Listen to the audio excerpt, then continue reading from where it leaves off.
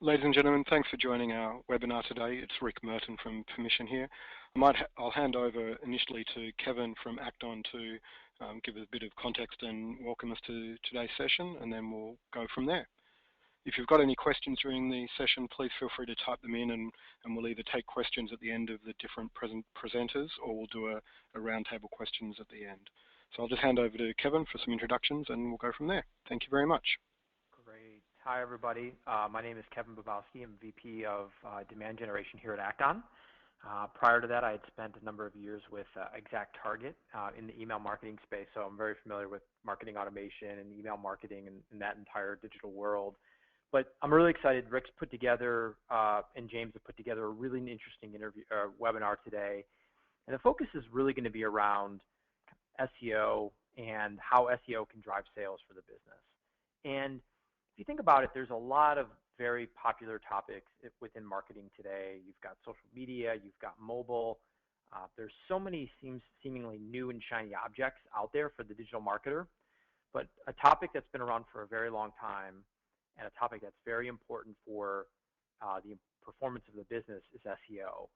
And I think it's great that we're going to spend some time really diving in today and talking about SEO, because from SEO, if it's done properly, as a marketer, there's a number of real benefits, tangible benefits that you could see. One of them is those SEO insights provide a lot of details around how your market and the marketers and visitors to your website are consuming information, which information they may be interested in. That gives you better quality info about customer segmentation.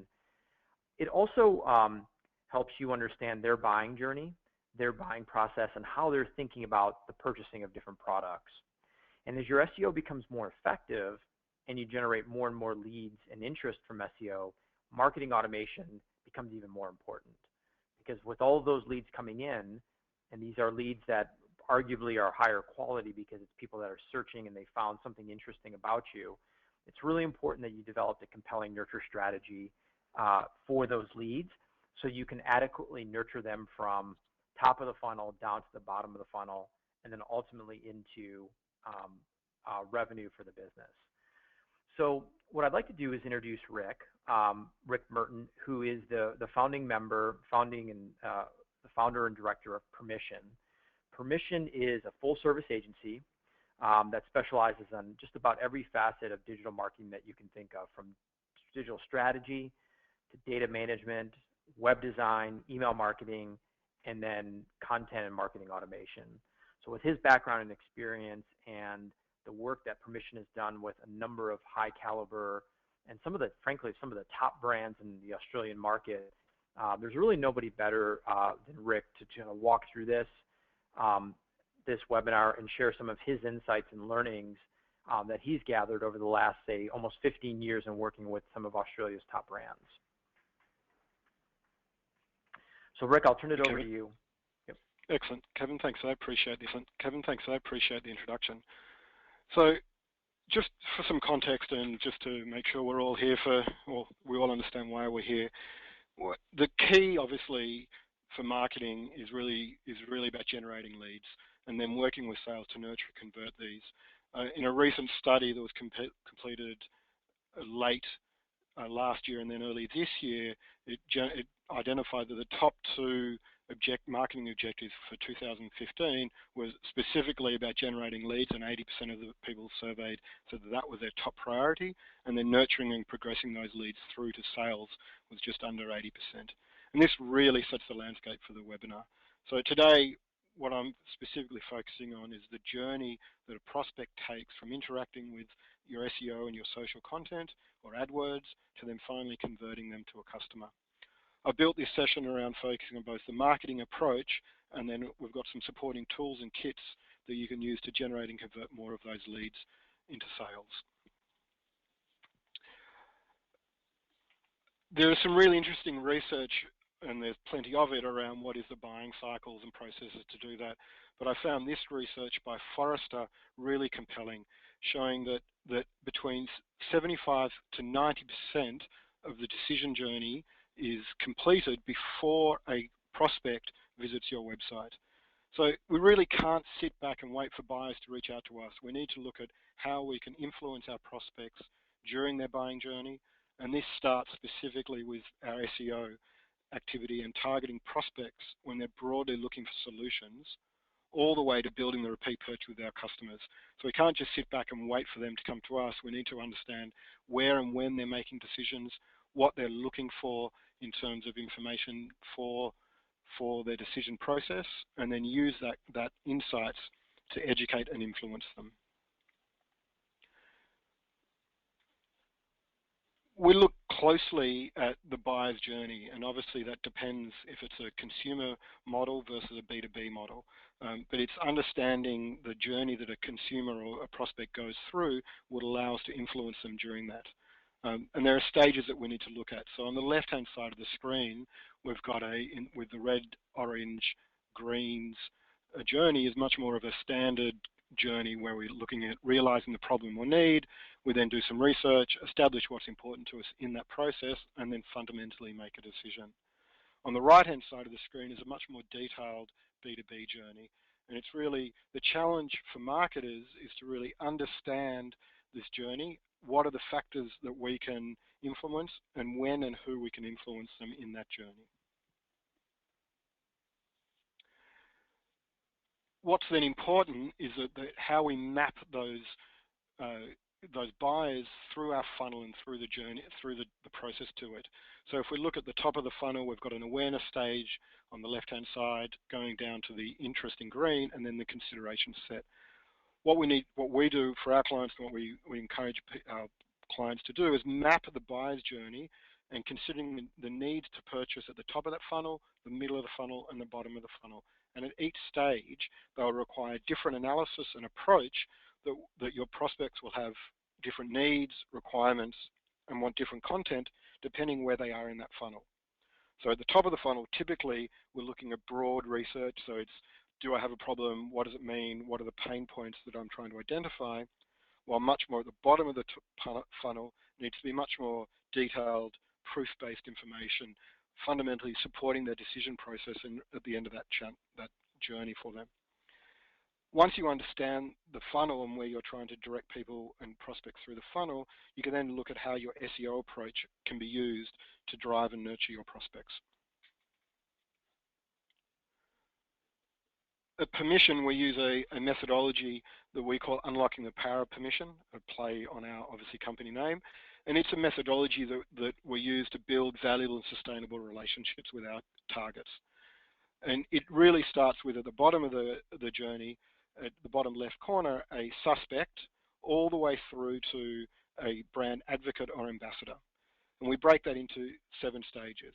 And each of these stages is a journey in itself. So when we look at activities for our clients, we try to understand, are we trying to drive more people to their website, which is about building awareness and driving prospects, or are we trying to convert those visitors, those prospects, into a visitor and provide some information?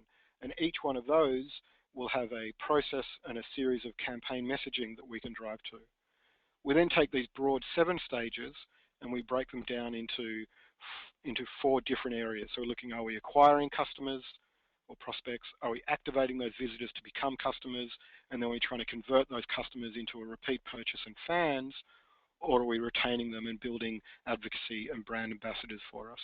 And we then break each of our briefs into different stages based on those stages within that.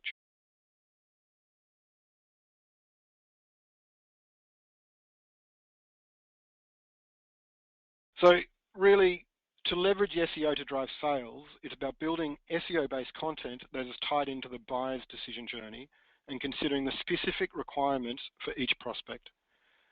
We identified 5 stages that you need to follow to be able to convert more leads to customers. But really, at the heart of each of these 5 stages is an approach of understanding who your customers are, nurturing them through a journey, and then converting them at the right time.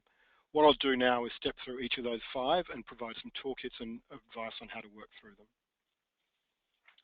Step 1 is define your targets. So this is really about understanding who your ideal customer is, what defines them, and who they are. The key thing here is specifically, or more importantly within a B2B environment, is there can be up to between 4 and 10 different people in any decision process. So gone are the days where you had an approved budget of a reasonable size that one person could make a decision on. Now, in B2B and in consumer environments, there's joint decisions, and each person within that process will have their own priorities and influences. And the real key is within your SEO marketing and content marketing is to consider each of those buyers' priorities and needs and their demographics, behaviors, motivations, challenges, and pain points, and massage them into building and defining your target. What we recommend is using a buyer profile template. And this starts with actually giving a person a name, which helps you put a personality behind them. Are they male, female, typically, that sort of thing. And then in a B2B environment, what's their title, their description, responsibilities, what are their goals and objectives? And then really delve into what are their pain points and what's their role in the purchase decision. So are they an influencer? Are they a approver? How do you need to influence them to make sure that they're recommending your solution in the final decision? And then finally, what's the marketing messages that we want to target them? So obviously, a line of business person would have a very different messaging than a finance person or a managing director. The next step in the journey is really defining that buyer's journey. And this really is mapping your customer decision-making process against their profile. So you need to think about, and in our model, the phases of suspect, prospect, visitor, customer, fan, and advocate. And you need to consider each of the buyers within the profile, with a specific profile, to what's the stage they're in and what's the action you want to go through with them. So you complete this tool around mapping the buyer's journey so that you know where you want to take each of the people within the journey through to the next phase and what the content required for that.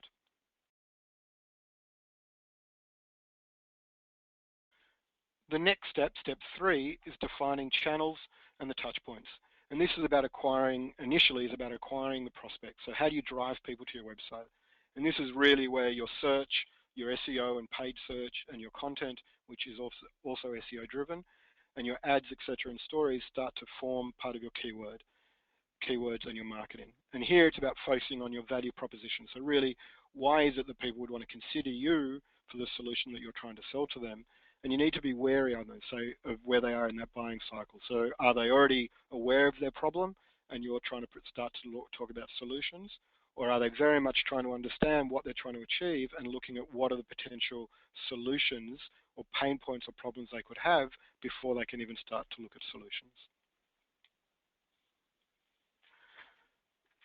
So the other part of defining and acquiring your prospects is how do you drive people to your visitors to your website. And this is where your SEO starts to really come into play. And this focuses specifically on the keywords, and the glue that you're using that unites your ads and your SEO content back to your site. So it's keywords that people respond to in your materials to create specific landing pages and content for you. So consider your keywords, where people are in your journey, and then that's where you'll build specific materials that fit to that requirement for them. And in that process, again, you need to consider where they are in that buying cycle, what their challenges are, their motivations and aspirations are.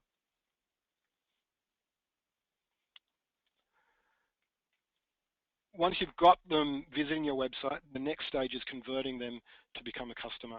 And this singularly focuses on that trade around your content, your valuable content, and their personal information. And the better you understand that trade, the more successful you can be in converting people. So the principle here is around providing valuable information or services that somebody is prepared to provide you a little bit more information so you know who they are. And specifically within a buying cycle, it's about identifying, are they the influencers, are they decision makers, do they have budget approval, and where they are up to allows you to better target and understand that customer. The other key perspective here in terms of converting your customers, your prospects to a customer, is around progressively profiling your leads. So don't try to ask for everything up front. Go step by step. Ask for enough information so that you've got an ability to action the marketing lead, but not too much that scares them away from providing the details. Again, on the other side of that trade, you've got to provide them enough information and value back for them to go, yes, this is worth me providing you my information. This webinar is a great example. We asked for some typical information at the start of this webinar for when you registered, and you were obviously prepared to provide that information because it was part of the content exchange was the webinar that you're giving us. You're also, as part of this trade, providing your time this morning, so I need to make sure I respect that and provide value to you as well. Step 4 in this process is providing valuable content. This comes down to a content matrix, which I'll go through in a little bit more detail. And to do that, it maps the customer profile and the buyer's journey. Again, this is where your SEO activity will support this and define your content on and off your site. So when we talk about SEO and content, we're considering not just the SEO capabilities of your website, the coding and structure of your website and the content you have on your website, but your off-site content is also critical to your SEO. Once this content is tied into the buyer's decision journey, you can consider the specific requirements for each prospect, and you'll be able to convert your leads to customers.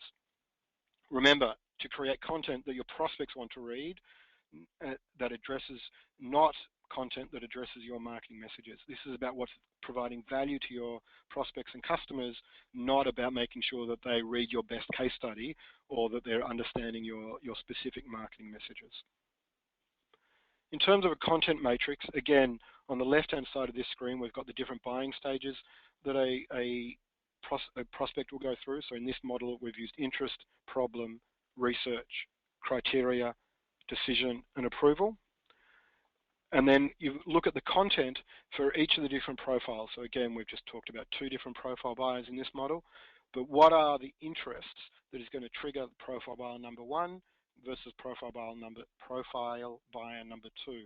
Again, what's the problem that the first buyer might perceive that he has or she has compared to the buyer number 2 in the model?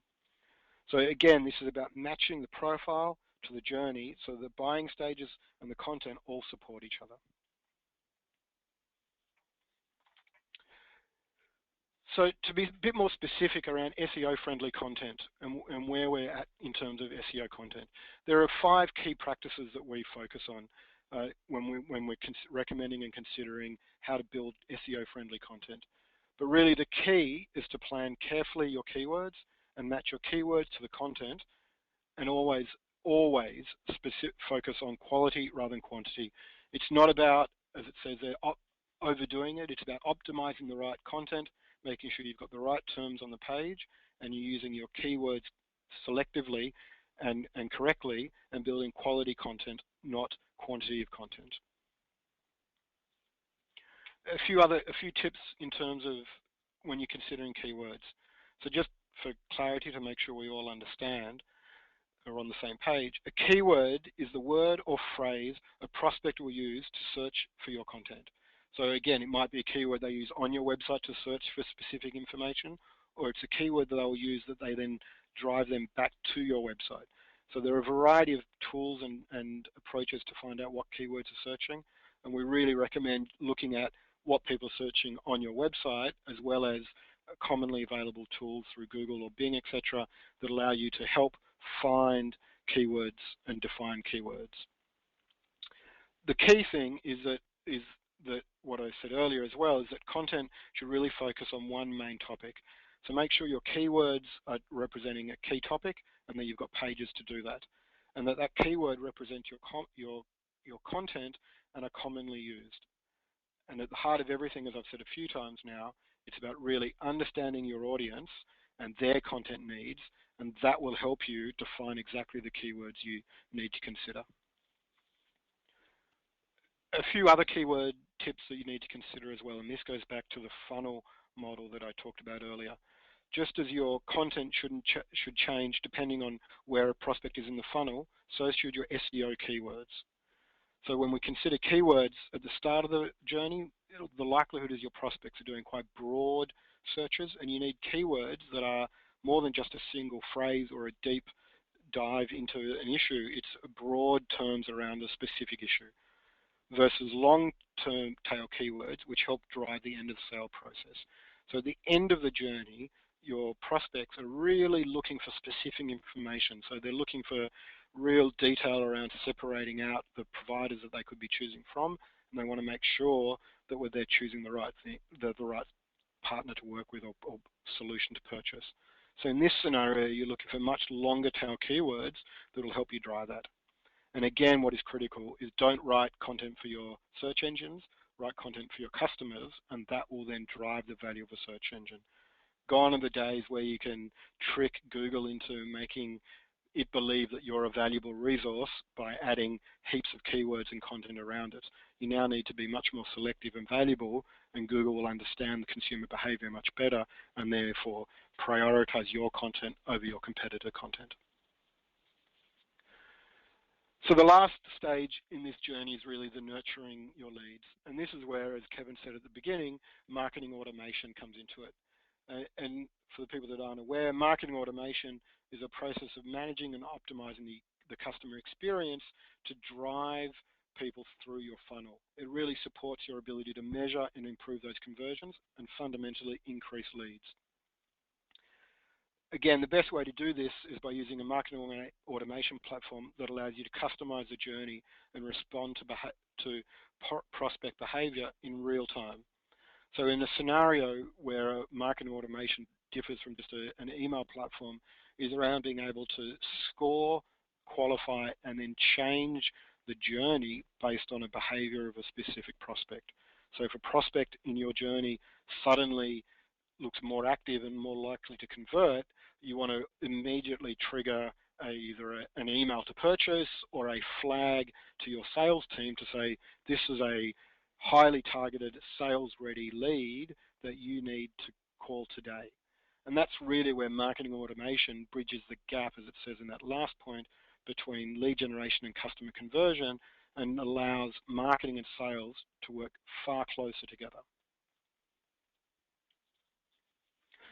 Just a couple of other benefits, or a few other benefits around marketing automation, and there are a number that we could go through, but really some of the most significant benefits are its ability to streamline the sales process, increase conversion, and close leads quicker. And this is really through ensuring sales and marketing work much closer together. So there's a variety of statistics and reports available that you can download from our website or from Acton's website as well, that allow you to really understand the benefits, measured benefits that a marketing automation platform can deliver and provide you faster lead conversion, etc. And there's a variety of research available that shows you how to do it and what to do, etc., to help you support this part of the journey as well. So really, in conclusion, the key to leverage your SEO is to drive its sales by building SEO-based content that is tied into the buyer's decision journey, and then considering the specific requirements for each prospect. If you follow the 5 steps that I've outlined, I know you'll be able to convert more leads to sales, because at the heart of that journey is really understanding your buyers, their motivations, their fears, their priorities, and where they are in your journey that allows you to then target and tailor your content and messaging to be able to nurture them through to the next stage and ultimately convert them to a customer. As I said earlier, from my perspective, there's plenty of information and examples and case studies that you can download on our resources section. There's the link there. Or if you, and from an old school way, if you really want to discuss this in more detail, I suggest you pick up the phone and give me a call. So that's my section of today's webinar. I'll just quickly hand back to Kevin, who will introduce James from Blue Mountain. Thanks, Rick. Great job walking through that. That was really, really helpful, very educational, and I think you just laid it out in a very pragmatic and practical way. So next I want to introduce James Flanagan, who's a marketing manager with Blue Mountain's International Hotel Management School. And a couple things about James' background that I really like. One is, he's got this interesting background between traditional and digital marketing, which I think is important and sometimes a little bit of a lost art. And number two, James really understands the value of integrated marketing campaigns. So I think too often as marketers, we kind of jump in all excited, ready to go with a particular activity or a task, but we're not thinking about the broader impact across the company, the broader impact of building an integrated program and marketing campaign where everybody in the marketing department and across your entire organization is completely aligned. So James has some very good experience, and he applies this experience as a marketing manager with Blue Mountain, which is an international hotel management school. It's Australia's #1 hotel school for hospitality education. And the school, which was founded in 1991, has already produced over 3,000 graduates for more than 50 countries. And so their use of Act-On and marketing automation is interesting, cutting edge, and something I think you're going to find very interesting. And obviously, you'll learn, definitely take home a couple of interesting points as James talks. So I'll turn it over to James now. Hi, thank you. Good morning, everyone, or good afternoon. I'm just going to run through quickly who Blue Mountains are, very shortly, and then go into a bit more detail on how we're using Act-On as well as SEO integrated with the rest of our marketing activity. Okay, so just very shortly, Blue Mountains is an Australian-based organisation who specialise in hospitality management at bachelor and master degree levels. So we're a private higher education provider. We use transformative learning, so we try to use different parts of different cultures in our learning environment, where it comes from American management, Swiss practical heritage in hospitality, where hospitality education came from. We have a very strong cultural and economic awareness of the strength of Asia, with a large percentage of our students come from, and we employ the multicultural values of Australia. Our learning approach, just very fast again, is based upon combining theoretical knowledge, practical skills, and professional personal development. These 3 areas are things that we promote very much throughout all of our marketing information, all our promotional materials, and things we try to emphasise when we're putting out content for the web to illustrate that as an organisation and as an educator, we provide a very different and holistic educational approach. Just quickly show you, we have 2 campuses. I'm moving on quite fast, but our first campus is our residential campus in Lura, where all our undergraduate students stay, and they live on campus, and that is very much an important piece of information that we have to convey to students. So as part of our content, we have to ensure that as any information going out, we have to honestly and transparently promote that students will start their studies there if they become an undergraduate. Then they have the opportunity as part of that course to work and gain valuable experience. So part of our overall content strategy is to convey how students can benefit from knowledge, experience, practical work experience in industry live within the whole hospitality industry. And this sort of slide gives you an overview of the different types of areas out with Australia where our graduates undertake placement. We have a campus in Sydney, our Executive Business Centre, where our 3rd-year students and our master students undertake their degree, so students progress. So we have to show the opportunity for students to move from an area outside Sydney to living within the multicultural diversity of a large city. Then we actually work with industry. So I'm trying to put together not only education, working with industry in terms of placement, but we work closely with them to develop our degrees and illustrate awareness of the practicality and understanding that students need to know for entering industry. And this is a lot of the brands we work with regularly to develop and provide content, opportunities, and general marketing information that is relevant for people leaving high school to the opportunities that are presented to them when they finish their degree.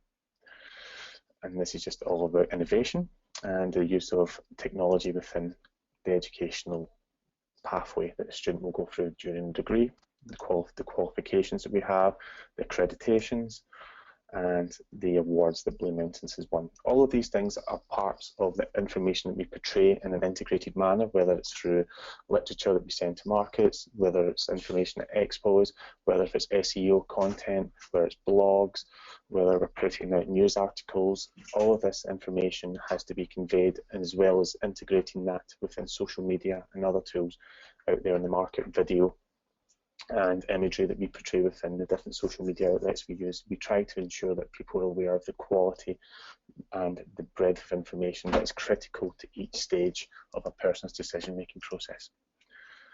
This is just a short overview. So this also brings together all of the qualities of Blue Mountains, the shortness of our degrees, the length of our master programs, the prospects for graduates, the fact that we're the #1 hotel school in Asia Pacific and Australia, the theories of learning, and the international opportunities that are available by studying with us. Primarily, we undertake a huge amount of integrated marketing because we feel that with SEO being very much critical for people making decisions and using organic search, we look at that as pretty much one of the fundamental tools and the flagship of steering people to make decisions. People naturally will search for you, and we have to ensure that, as Rick had touched on, the keywords are very much specifically driven towards what we think people will look for, whether we're using AdWords as tools or using Google search tools to try and identify the keywords they will use. We're very much aware that in SEO we have to be using content within a page that is relevant, is organically written, and isn't keyword stuffed, as Rick had touched on earlier. Google take a very dim view of that now, and content has to be very much precisely written and accurate for the person looking for what they're wanting to get from their search. Beyond that, we are looking at integrating that particular activity, SEO, with our PPC campaigns. So whether we're running campaigns through Google, whether we're running stuff through YouTube, or we're running campaigns on Facebook, the information that we try to portray has a linear feel. It has a similar look in terms of branding. When people hit landing pages, we try to keep them short, concise. They don't have to go through a large process of providing information. But on the flip side of that, when people are looking organically for us, we try to ensure that the inquiry forms are gathering enough information for them to provide us with enough data to nurture that person. So when our enrollment team speaks to them, they have the knowledge and the awareness of where the person's located, what they're wanting to study, when they're looking to enroll with us. So there's two sides to ensuring someone will complete a form through PPC or they will come through organically. And we have found that those who do come through our website organically tend to be of a higher caliber lead. They tend to be higher for conversion, and they have taken the time and effort to research and search for us specifically because they want to follow through and undertake that extremely important decision of starting their higher education at Blue Mountains. Beyond that, I was just hoping to touch on a little bit more on how we integrate not only our social media strategy and how we integrate that with SEO, but we also use all of those activities within automation. So we provide links to all of these facilities and these outlets, whether it's our web, our social media, our YouTube videos, all through our EDM campaigns.